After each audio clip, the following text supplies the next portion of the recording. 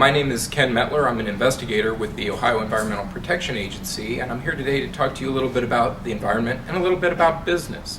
I've been interested in the environment all my life. Some of my fondest memories growing up, being in the Scouts, was camping, hiking, fishing, things like that, being in the out of doors, and I really enjoy that. And as an adult today, I like taking children out and showing them the things that I enjoyed when I was their age. I don't have children of my own, but I have two nieces and a nephew who live in Ohio, and I remember very well a day that I took them hiking in the woods. We came across this beautiful stream, and if you know anything about kids and water, kids will always find their way into the water. And we had a great time that afternoon, turning over rocks, finding salamanders, crayfish, frogs, minnows in the stream, things like that. Now imagine, if you will, your children, or your grandchildren, or your neighbor's children, hiking down to their favorite stream, and when they get there, they don't find anything alive. There are no live frogs, no crayfish, no salamanders. They walk down the stream a little bit, and there are dead fish on the banks of the stream. The stream has a strange odor to it, and it's a weird orange color. Now, it sounds like a science fiction movie, but that really happened in the 1990s in Canton, Ohio.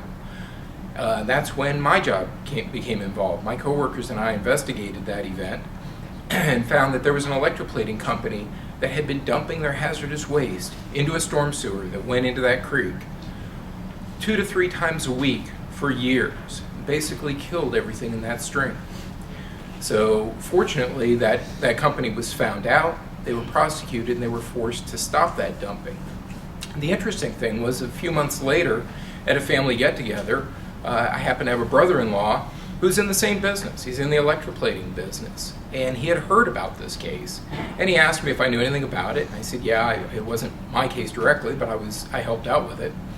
And he said, you know, everybody in the industry talks, and for years we all wondered how this company was able to underbid our prices and take business away from us. And now we know.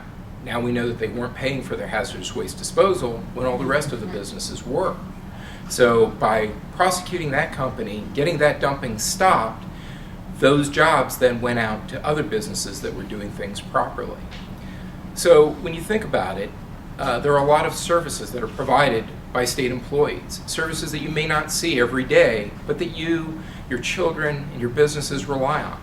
So if you value safe places for your children to play, if you value a level playing field for your business, I ask you to contact the governor and oppose the cuts in state government that are being proposed today. It's worth it for you, it's worth it for your children, and it's worth it for your business. Thank you very much.